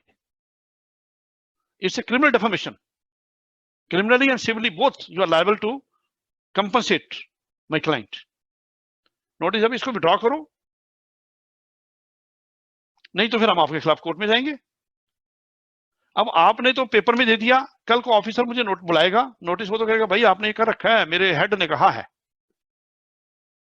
जब हेड ने पहले दिन ही पेपर में निकाल दिया, सबको हेड ऑफिस में भेज दिया, उसे कौन छोड़ेगा? कोई सुनेगा भी नहीं, कह देगा जी आप क्या जवाब दे रहे हैं, लाओ दो जी। उसमें लिखते हैं कि मुझे जवाब संतुष्ट नहीं हूं। ये क्या बात हुई? मजाक कर रहे हैं, मॉकरी ऑफ लॉ है ये। तो ये जो चीजें हैं बैठ के हमें विचार करने वाली हैं। 21 के अलावा GST officer is not a police officer, ये भी बात आपसे डिस्कशन हो गया। तो वो जो डंडा रखते हैं, ये करते हैं, ये टोटल अनकॉन्स्टिट्यूशनल काम है। जो डराते हैं वहां बिठा के अंदर से बंद कर लेंगे, उसको ऐसे ऐसे बातें करेंगे, ये मेरे हिसाब से परमिसिबल नहीं है, ये टॉर्चर है। टॉर्चर के ऊपर कानून बिल पेश हुआ था, पास नहीं हुआ, क्योंकि इंटरनेशनली हमारे बहुत सारे ऑब्लिगेशंस रहते हैं कि आप अपने देश के अंदर ये चीजें बनाओ ताकि ऑफिसर्स, अथॉरिटीज अपनी पावर का दुरुपयोग करके, अब्यूज करके किसी को हैरेस ना करे। भाई आपने अल्टीमेटली तो टैक्स ही लेना किसी से। अगर आप कहते भी हैं कि इन्होंने गलत ले लिया, आप टैक्स इंटरेस्ट पेनल्टी लगाएंगे ना, लेकिन आप उसको मेंटली टॉर्चर थोड़ी करेंगे आप। और क्रिमिनल्स भी जो होते हैं, जो जनरल लॉ है, वो भी अगर जेल में जाते हैं तो उनका पूरा ख्याल रखते हैं, उनकी हेल्थ का, उनकी हर चीज का। ये नहीं कि उनको कोई हाथ लगा जाए। बहुत सारे केसेस में गाइडलाइंस भी जारी की सुप्रीम कोर्ट ने, अरेस्ट करना है तो कैसे करना है, क्या करना है। पावर टू अरेस्ट होना अलग बात है, एक्सरसाइज होना अलग बात है। तो जरूरी नहीं कि आप हर केस में हर एक को अरेस्ट करेंगे। मेरा ये, I am of the opinion कि अनलेस आपने एडजुडिकेट करें, एडजुडिकेशन का प्रोसेस है ना सारा, आप तो समझते हैं जीएसटी में, unless you adjudicate on a particular issue कि इस व्यक्ति ने ये रॉन्गफुली, इनलीगली आईटीसी लिया है, अवेल किया है और यूटिलाइज किया है, उसकी एक फाइंडिंग हो, उसका एक वैलिड ऑर्डर हो, तब तक अरेस्ट के प्रोविजन इन्वोक नहीं होने चाहिए। ये मेरा एक व्यक्तिगत ओपिनियन है, और इसके बेसिस पे हम लोग कोर्ट्स में अगर जहां भी मौका मिलेगा तो हमने बात कहनी है, रखते भी है, रखेंगे ये बात। क्योंकि अगर आप पहले दिन जाके उसको अरेस्ट कर लेते हैं, जैसे मैंने पहले कहा, आपने तो डिसाइड कर दिया उसका केस, आपने उसको पहले जाके खड़ा कर दिया, भाई आपने ये काम किया है। तो ये बहुत इंपॉर्टेंट चीजें हैं जो जिसपे बहुत लंबी लंबी वार्ताएं चलेंगी, डिबेट्स होंगे कोर्ट्स में और डिसीजंस आएंगे। और मैं समझता हूं कि हमारा जो पर्सनल लिबर्टी, जो आर्टिकल 21 हमने पढ़ा है, पर्सनल लिबर्टी का जो राइट टू लाइफ है, ये बहुत इंपॉर्टेंट है। और राइट टू प्रिवेसी के अंदर बहुत सारी चीजें जजेस ने कही हैं, पौराणिक कुछ जजमेंट्स ओवरऑल भी की हैं, MP शर्मा और दूसरे केसेस में। बेल के अंदर भी जो बेसिक कॉन्सेप्ट है हमारा, लॉ के अंदर हम पढ़ा करते थे, justice Krishna Iyer, grant of rule is, जो रूल है is the grant of bail, refusal जो है वो एक्सेप्शन है। एंटीसिपेटरी में 438 में यही है, Gurbaksh Singh Sibbia versus union of India, कि आप ग्रांट करते वक्त अगर ये मान लें कि इसने ये किया, ये किया, ये किया, फिर तो आप ग्रांट करेंगे नहीं केस में बेल किसी को, अग्रिम जमानत। दूसरी, रेगुलर बेल में भी हम लोग कि जो GST का जो केस है, ये डॉक्यूमेंट्री बेस्ड एविडेंस है सारा, प्रोसिक्यूशन हो चाहे उसकी कोई भी फाइंडिंग्स आपने रिकॉर्ड करनी हो, that is entirely documentary based. हाँ, कुछ केसेस में इंक्वायरी होती है, उसके माइंड में क्वेश्चंस होते हैं, पूछना है, निकालना है, अनर्थ करना है, कौन कौन मिला हुआ है, क्या मिला हुआ है। लेकिन in most of the cases prosecution जो बैंक अपॉन करती है, वो करती है डॉक्यूमेंट्री एविडेंस के ऊपर। वो कह देंगे आपका रजिस्ट्रेशन में आपने ये फेक पेपर लगा दिए, या किसी और का लगा दिया, या ये बैंक एंट्री झूठी है, या फलाना छूटा है, जो भी एलिगेशन उनके रहते हैं। तो जब डॉक्यूमेंट्री बेस्ड कोई कागज, कोई आपका केस है, तो उसको आप कस्टोडियल इंटेरोगेशन की क्या जरूरत है, कस्टडी में रखने की क्या जरूरत है? डॉक्यूमेंट्स आपके पास हैं डे वन से। उस व्यक्ति ने जो अपलोड किए रजिस्ट्रेशन के लिए, या रिटर्न्स में जो भी उसने इंफॉर्मेशन दी, या आपके हाथ जो भी लगा, वो तो आपके पास पहले ही है, आपने सिर्फ उसके ओरिजिनल ही देखने हैं। या उसके अकाउंट्स मांगेंगे, वो भी आपको इंफॉर्मेशन है, बैंक से पेमेंट कर रखी है, नहीं कर रखी, उसने रिटर्न फाइल की है या नहीं की, उसने टैक्स जमा करवाया या नहीं किया। तो इसमें ये एक्सेप्शनली यूज होना चाहिए, स्पेयरिंगली यूज होना चाहिए पावर ऑफ जो अरेस्ट है। ये नहीं कि हर केस में अरेस्ट कर लिया, अरेस्ट कर लिया, अरेस्ट कर लिया, जैसे वो CGST वाले या स्टेट वाले भी कर रहे हैं। पंजाब हरियाणा हाईकोर्ट में एक केस मैंने तो आर्ग्यू नहीं किया, हमारे एक और हैं कोलीग, उन्होंने आर्ग्यू किया था। तो वो उन्होंने मुझे भी अप्रोच किया था पहले, उनके यहाँ कि भाई रेड, सर्च एंड सीजर की बात में, कॉन्टेक्स्ट में। तो उसमें भी पर्सनली मैं भी गया था उस केस में, ताकि वो कोई गलत अपनी लिमिट्स को ट्रांसग्रेस ना करें ऑफिसर्स। बहुत सारी चीजें थी, वो सर्च एंड सीजर का इशू आ रहा था। लेकिन उसमें क्या था कि कुछ टाइम पहले सेंटर वालों ने भी उनके यहाँ रेड की थी, तो उसमें स्टेट ने भी कर दिया। हम लोगों ने इश्यू रेज किया कि जो स्टेट है, जब सेंटर वालों ने कर दिया तो स्टेट वाले बीच में कैसे आ गए, आपका जुरिडिक्शन आउट हो गया। दो, सर्च एंड सीजर का है, लेकिन मामला तो उनके पास है। और इससे जुड़ी एक और बात मैं आप सभी भाइयों से बांटना चाहूंगा कि अब ये कहते हैं, मान लीजिए आपकी आउटपुट सप्लाई 50 ट्रांजैक्शंस हैं। 50 ट्रांजैक्शन में मान लीजिए आपके जो रिसिपेंट हैं वो 20 हैं या 15 या 18 हैं। अब एक ट्रांजैक्शन में एक चेन को लेकर नोटिस आ गया आपको, वो आ गया जो सप्लायर है उससे, उसके जुरिडिक्शनल ऑफिसर से आपको। अब जो दूसरी ट्रांजैक्शन है बाकी आपकी रिमेनिंग, उसके लिए सेंटर दे रहा है। और सेंटर वाले क्या कहते हैं, भाई ठीक है जी, उन्होंने इनिशिएट किया, उन्होंने तो इस फला टैक्सेबल पर्सन की ट्रांजैक्शन से रिलेटेड इंक्वायरी इनिशिएट की है, मैं तो दूसरी का कर रहा हूं। आपके 12 रिसिपेंट हैं या 15 रिसिपेंट हैं, वो 2 कर रहा है तो बाकी तो मैं करूंगा 2, और बाकी अगर और हुआ तो उसको और करेंगे।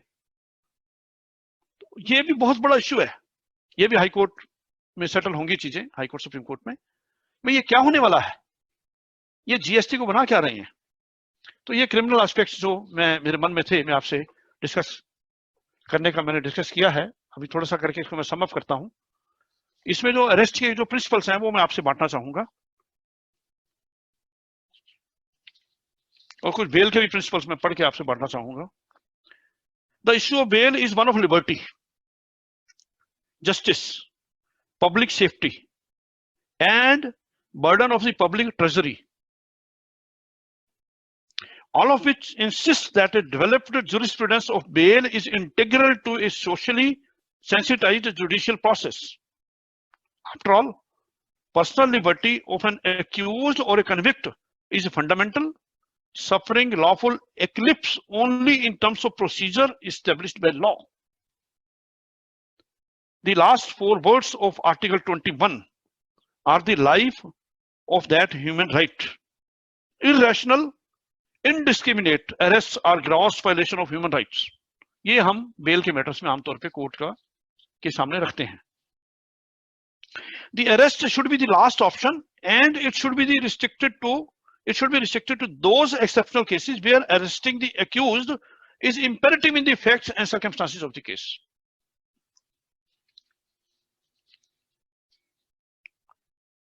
The power of arrest, एक अभी जो GST के context में कहा है, under section 69 of the act are to be exercised with a lot of care and circumspection. Prosecution should normally be launched only after the adjudication is completed. जैसे मैंने पहले कहा, ये vindicate हुई हैं चीजें जो मन में जो विचार आते हैं as a lawyer, defense lawyer. To put it in other words, there must be in the first place a determination that a person is liable to a penalty. Till that point of time, the entire case proceeds on the basis that there must be an apprehended evasion of tax by the SSC. In the 2 decisions referred to above, emphasis has been laid on the safeguards as enshrined under the Constitution of India, and in particular Article 22, which pertains to arrest, and Article 21. हाँ, मैं 22 का इसमें अपने मैंने चावला जी से कहा भी था कि टाइम कम होने की वजह से, क्योंकि मेरी हेल्थ इश्यूज भी थे, वो इस वजह से मैं टाइम नहीं दे पाया. इसमें आर्टिकल 22 भी बड़ा इंपॉर्टेंट है. अरेस्ट में जो प्रोसीजर दिया गया, ये अरेस्ट करते वक्त क्या क्या ऑफिसर ने ध्यान में रखनी है, मैंडेटरी जो रिक्वायरमेंट है उससे फॉलो करनी है. 22 भी उसमें हम पढ़ लेंगे. सो आगे लिखते हैं, if an accused is not hiding from the investigation officer or is hiding due to some genuine and expressed fear of being victimized, it would be a factor that a judge would need to consider in an appropriate case. अब आता है जी adjudication का 2 issues. Circular trading मैंने बता दिया, और जो supplier का जो डिफॉल्ट है, सप्लायर के डिफॉल्ट पे वो मैंने पहले ही बता दिया इनिशियल अपनी डिस्कशन में, ओपनिंग उसमें, कि सप्लायर के फॉल्ट पे इनपुट रिवर्स नहीं हो सकता. वैट में सेटल्ड प्रिंसिपल है, वही प्रिंसिपल्स जीएसटी में इक्वली अप्लाई होंगे विद ऑन ऑल फोर्स. उसमें कोई चेंज नहीं होने वाला कभी भी जब ये डिसीजन आएंगे. क्योंकि बॉम्बे हाईकोर्ट में अभी फेब में बहुत सारी पिटिशन फाइल हुई हैं जहां पे इन्होंने ये इनिशिएट किया था, और अभी विचाराधीन है बॉम्बे हाईकोर्ट में. उसमें निर्णय और भी बाकी हाईकोर्ट्स में इन द मीन टाइम आएंगे. तो निर्णय यही होंगे कि जो सप्लायर का फॉल्ट है उसके लिए बायर को आप कैसे होल्ड कर सकते हैं लायबल. ये तो वही चीज चलेगी. नाउ दूसरा क्वेश्चन जो सर्कुलर ट्रेडिंग. सर्कुलर ट्रेडिंग में जो इंपॉर्टेंट शब्द हैं, घेरूमल बालचंद पंजाब हरियाणा हाईकोर्ट में जिन्होंने कहा था, और उसके अलावा और भी केसेस में ये आई हैं चीजें कि जो या तो आप प्रूव कीजिए कोलिजन कि सप्लायर एंड रिसिपिएंट आपस में मिले हुए हैं, खाली टैक्स इनवॉइस का आदान प्रदान हुआ है और गुड्स नहीं है. नाउ ये बड़ा फैक्चुअल और बड़ा कॉम्प्लेक्स सा वो है. ये डिपेंड करता है, इसको हम एक स्टेट जैकेट फार्मूला में नहीं ला सकते, क्योंकि ये डिपेंड करता है कि एलिगेशंस क्या है और नोटिस में क्या कहा गया है. शोकाज नोटिस में जो प्रॉपर ऑफिसर है, एडजुडिकेटिंग अथॉरिटी जो है, वो अपने नोटिस में क्या एलिगेशन लगा रहा है. उसमें जो समझने वाली बात है वो ये है कि वो ये कह रहा है कि ये डॉक्यूमेंट्स जो आपने इनवॉइस जिसके बेसिस पे आपने इनपुट लिया है, अवेल किया है, यूटिलाइज किया है, ये इसके गुड्स के साथ मूवमेंट नहीं हुई. विदाउट मूवमेंट ऑफ गुड्स है, विदाउट सप्लाई ऑफ गुड्स है. अब उसके लिए उसके पास क्या मटेरियल है, क्या इंक्वायरी है, कन्फ्रंट करवाई कि नहीं करवाई. स्टेट वाले तो नहीं करवाते, लेकिन सेंटर वाले बहुत समझदार है. मैं समझता हूं जो वर्किंग का जो तरीका सीजीएसटी का है स्टेट वालों से कंपैरिजन में, क्योंकि हम lawyer is bar is the जज ऑफ द जजेस, हम लोग सारा ऑब्जर्व भी करते हैं. जो सेंटर वाले हैं वो ज्यादा अच्छे से बारीकी में जाके अच्छे से करते हैं. उनके अगर शो का नोटिस भी आप देखेंगे बड़े अच्छे से बनाएंगे, सारे रिलाइड अपॉन डॉक्यूमेंट्स भी देंगे. लेकिन स्टेट वाले नहीं, एक नोटिस दिया 2 पेज का 3 पेज का कर दिया और उसको डिसाइड कर दिया चाहिए अपील में करवा लीजिए. मेरा तो ये एक्सपीरियंस रहा है. अगर आप लोगों से किसी का और एक्सपीरियंस हो तो वो आप शेयर कर सकते हैं. तो ये एडजुडिकेशन में जो सर्कुलर ट्रेडिंग का है, हमने ये प्रूव करना है कि ट्रांजैक्शन जेन्युइन है, ट्रांजैक्शन इन्वॉल्विंग इंट्रास्टेट और interstate supply as the case में भी। उसके लिए हमारे पास क्या क्या एविडेंस है, कैसे सब्सटेंशिएट करें, ये डिपेंड करता है हर केस के फैक्ट्स एंड सर्कमस्टांसिस पे। उसके लिए कोई state jacket formula, state jacket approach नहीं हो सकती। और ये हमने ये बर्डन उन पे है, ये प्रूव करना कि ये जो इनवाइस टैक्स इनवाइस है इन क्वेश्चन जिस पे आपने किया है, जिस पे वो बिंदु लगा रहे हैं, क्वेश्चन मार्क लगा रहे हैं, प्रश्न चिन्ह लगा रहे हैं, ये सप्लाई ऑफ गुड्स के साथ नहीं है। अब वो कैसे एलिज करते हैं और आप कैसे प्रूव करते हैं उस पर डिपेंड करेगा। ये हमारी अपनी एक स्ट्रेटेजी, पार्ट ऑफ एडवोकेसी, कि हम उसको कैसे डिफेंड करें। उस पे या तो कोई पर्टिकुलर केस उसके कॉन्टेक्स्ट में हम लोग डिस्कस कर सकते हैं, नहीं तो जनरल डिस्कशन उसमें नहीं हो सकती।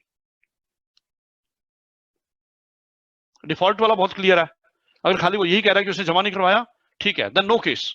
रिवर्सल का कोई केस नहीं बनता, रिप्यूडिएशन का कोई केस नहीं बनता, नथिंग, क्योंकि सप्लायर उनका अपना रजिस्टर्ड पर्सन है। ऑब्लिगेशन सप्लायर के ऊपर था to file the return, to account for the transaction, to pay the tax, discharge tax liability. वो अगर नहीं करता, वो आप department has all the powers, wide powers to enforce recovery, to enforce demand, tax, interest and penalty on that. That cannot be shifted on to buyer, recipient. Me being a recipient, मेरा जो input tax है उस पर आप सवाल नहीं खड़ा कर सकते। चावला जी, समय कितना हो गया? समय तो कभी रुकता नहीं है। मैंने ध्यान में नहीं दिया ना। नहीं, आप तो फ्लो में बोल रहे हैं, फ्लो में इंटरप्ट नहीं करना। हाँ, नहीं, चलिए समय, क्योंकि सभी भाई और भी काम होते हैं बहुत सारे। मैं सभी भाइयों का हाल चाल पूछना चाहूंगा, आप सभी कैसे हैं? ऐसे थम्स अप हम कर सकते हैं सभी। आनंद जी, आपका माइक अनम्यूट है। अच्छे होने चाहिए। और अभी बता रहे थे अरविंद गुप्ता जी के कुछ, आनंद सिंगल जी या अरविंद गुप्ता जी ने जिक्र किया कि कुछ ऐसे हमारे कलीग्स हैं, प्रोफेशनल कलीग्स, जो नहीं आ पाए या उनके घर के कोई सदस्य स्वस्थ ठीक नहीं, तो हम उनके अच्छे स्वास्थ्य की कामना करते हैं, स्पीडी रिकवरी की, तो जल्द से जल्द स्वस्थ हों, पुनः अपने नॉर्मल जीवन व्यतीत करें, सभी सुरक्षित रहें, सभी अपना अपना ख्याल रखें और सभी का ख्याल रखें। तो चावला जी, आज यहाँ इसको थोड़ा सा हम रोक देते हैं क्योंकि टाइम ज्यादा हो गया। Sure. इसको बाकी डिस्कशन अगर कोई हुआ तो हम नेक्स्ट उसमें आप कंसिडर कर सकते हैं, उसमें हम कर सकते हैं। तो इसमें कोई आपका कोई आज क्वेश्चन मैं नहीं ले पाऊंगा क्योंकि टाइम हो गया ज्यादा। आप मुझे question, I will request all honourable members कि वो मुझे भेज देंगे, तो उस पर हम नेक्स्ट उसमें आंसर भी कर देंगे। या कोई स्पेसिफिक कोई ऐसा बहुत इंपॉर्टेंट क्वेश्चन हो पूछना चाहें एक आधा, तो उसमें I can answer only related to legal issues. Thank you Ashok ji. जी, आपने बहुत बढ़िया कहा, बहुत मजा आया। तो क्वेश्चन आंसर से चलने से पहले मैं अरविंद जी को ज्वाइन कर रहा हूँ और आनंद सिंगल जी को ज्वाइन कर रहा हूँ कि बात आई है कि टॉपिक अभी कंटिन्यूड रह सकता है। हाँ, एकदम अदालत चालू है। हाँ, एकदम आनंद जी, तो कल तक के लिए एडजॉर्न कर ले क्या? चलिए, कल तक के लिए एडजॉर्न कर ले क्या इसको सेकंड सेशन के लिए? चावला जी, हम ना ऐसे करते हैं, अभी डिसाइड ना करके शाम तक मैं आपको बता भी देता हूँ। कल का मैं अपना एक शेड्यूल नहीं देखा मैंने, मैं देख भी देता हूँ। अगर मेरे पास कल का फ्री हुआ तो मैं कल बिल्कुल करूंगा, नहीं तो हम नेक्स्ट डे कर सकते हैं या कल ही करें। मैं आई ट्राई कि मैं कल कंटिन्यू करूं, आई ट्राई कि मैं कल ही कंटिन्यू करूं। पब्लिक ओपिनियन ले लूं मैं? हाँ जी, पब्लिक ओपिनियन ले लूं एक मिनट? हाँ, सभी का सर, प्लीज। मैंने पब्लिक ओपिनियन लिया है कि क्या सेकंड सेशन की आवश्यकता है क्या कल? हाँ, क्या है इसको या नहीं? पहले तो ये है नहीं अवस्था। चावला जी, विद ड्यू अपॉलॉजी, अवस्था है या नहीं है? अगर वो कहते हैं पब्लिक देखो क्या एक्सपेक्ट कर रही है। अच्छा, रिजल्ट आपके सामने आ रहे हैं, पब्लिक क्या चाह रही है। मतलब इसमें चॉइस की ज्यादा गुंजाइश है नहीं हमारे पास। नहीं, वो तो देखिए, भाइयों के साथ हैं हम, बार के साथ हूं मैं, भाइयों से तो अलग हम हो ही नहीं सकते। आपके साथ इतना प्यार हो गया और nice, sir. हाँ हाँ, नहीं आपके साथ बहुत, चावला जी से मेरे बहुत काफी लंबे समय से हमारे अच्छे संबंध रहे हैं, मिलना रहा है, और अभी आप भाइयों से मिलना हो रहा है। मैं समझता हूँ इनसे ज्यादा आपसे भी हो गया जो बातचीत हुई अरविंद गुप्ता जी से और सिंगल सर से, हाँ आनंद सिंगल जी से, तो ये भी एक रिलेशन डेवलप हो गया। ऐसा लग नहीं रहा कि हम कहीं वीडियो कॉन्फ्रेंसिंग कर रहे हैं, ऐसा लग रहा है कि जैसे हम आमने सामने बैठे हैं एक रूम में, हम चर्चा कर रहे हैं भाइयों की तरह। एकदम सर, जी 100%। जी देखो पब्लिक 99% ने कल की डिमांड करी आपसे। अच्छा अच्छा अच्छा, चलिए आपके ठीक है। स्क्रीन पे मैंने पोल ले लिया है, 99% लोग तक। जी जी जी, मैंने टाइम अशोक जी, आप कंफर्म करेंगे अभी? मैं आपको 1 घंटे में, मुझे 1 घंटे का टाइम देंगे? श्योर। मैं पूरी कोशिश करूंगा अरविंद गुप्ता जी, प्रेसिडेंट साहब, मैं पूरी कोशिश करूंगा कि मैं कल आपके साथ दोबारा से जुड़ूं, पूरी मेरी कोशिश होगी। और कोई टाइम आगे पीछे भी करना पड़ा तो कोई ऐसी दिक्कत नहीं है। वो भी मैं आपको बता ही दूंगा, मैं आप देख लूंगा उसमें, है जी। हाँ, तो इस पे एक मेरा आपसे रिक्वेस्ट है सभी से, अगर कोई ऐसे बिंदु हो जिसपे मैं नहीं बोला हूं, जो मेरे माइंड में है वो तो मैं बोलूंगा आगे, जो ऐसे बिंदु हो तो आप मुझे उसमें व्हाट्सएप पे या इस पे चावला जी को कन्वे भी कर सकते हैं कि और क्या क्या है जिसके ऊपर हमें कुछ बात आप चाहते हैं कि मैं करूं आपसे शेयर। अशोक जी, आप अपना व्हाट्सएप नंबर शेयर कर लेंगे प्लीज? हाँ, मेरा व्हाट्सएप नंबर आपने पहले इसमें जो इन्विटेशन भेजा उसमें, हाँ उसमें भी है, इन्विटेशन में भी हाँ, है। मैं भेज दूंगा, मैं इसी पे भेज दूं व्हाट्सएप नंबर। नहीं, आप बोल देंगे अगर जबानी याद है तो अपना number. 94160 ji, it's 94160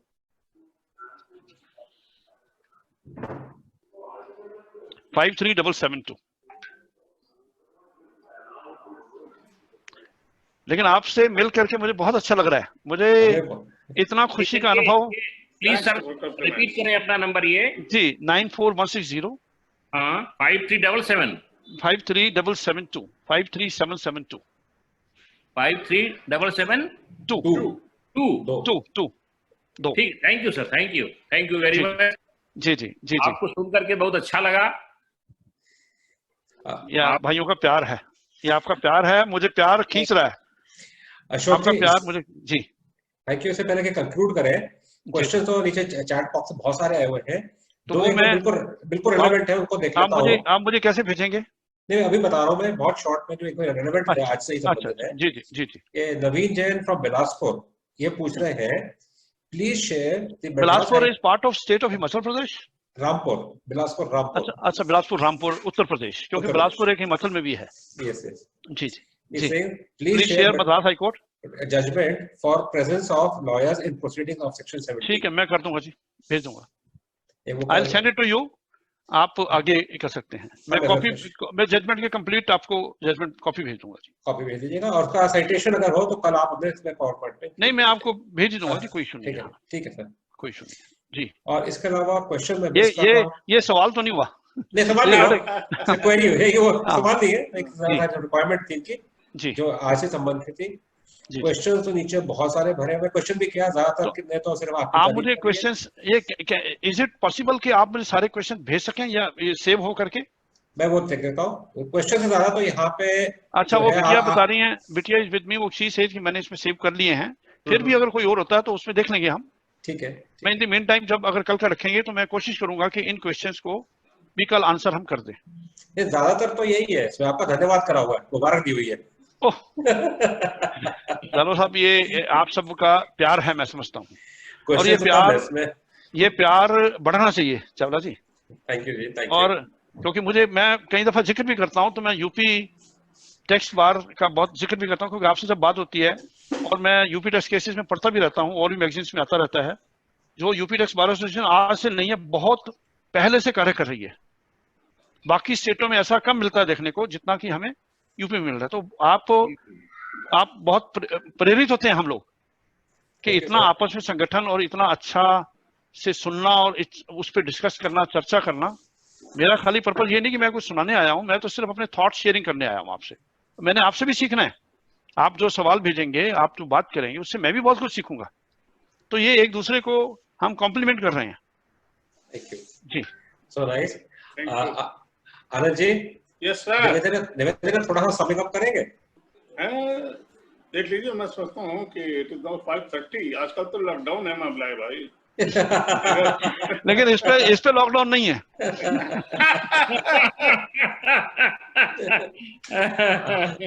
Anand ji, ये आज का लॉकडाउन हमें बहुत चाहेंगे, हम तो चाहेंगे ये लॉकडाउन हमें बहुत कुछ दे रहा है। हाँ, मैं तो यही समझता हूँ कि इस मौके को हम लोग छोड़े नहीं तो ज्यादा अच्छा होगा। और अगर है कल के लिए लिखा हुआ है तो कल ही मिलेगा हमको सब ज्ञान, और क्या है लोगों से। मेरा कोई ज्ञान देने का पर्पस नहीं है। सर, आनंद सिंघल आप जी, जान लीजिए कि आज हमारे साथ 390 लोग जुड़े थे। ओ 390 पर्सन। अच्छा, कितनी स्ट्रेंथ है जी आपका यूपी टैक्स बार का? है तो हमारी स्ट्रेंथ करीब करीब 20,000 के आसपास लोगों की है। ओ अच्छा, 15,000 लोग उसमें हमारे मेंबर्स करीब 20,000 हैं जी लेकिन आप जान लीजिए कि कनेक्टिविटी की भी कुछ लोगों के सामने प्रॉब्लम है। जी जी हाँ, रहती है कुछ एरियाज में। आपसे ना कि कुछ लोग जो है जूम ऐप के नाते बहुत हेजिटेट कर रहे हैं लिंक जी होने जी हाँ, वो आपने पहले जिक्र किया उसका, पेपर में भी बहुत आ रहा है वो, चल रहा है। लेकिन आपने क्लेरिफाई कर दिया है वो। मैक्सिमम स्ट्रेंथ सर आज रही है।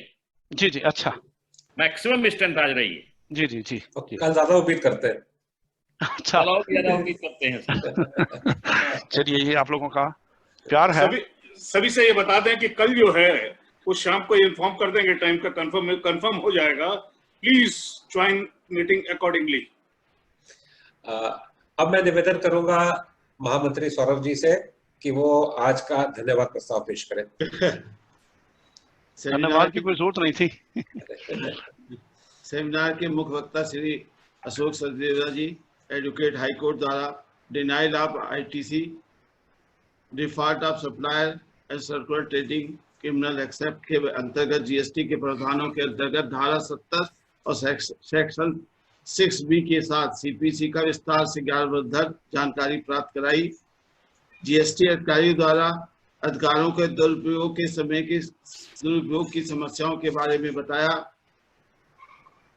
तथा जीएसटी के प्रावधानों में संशोधन की तरफ भी प्रांतीय संघ का ध्यान आकर्षित कराया।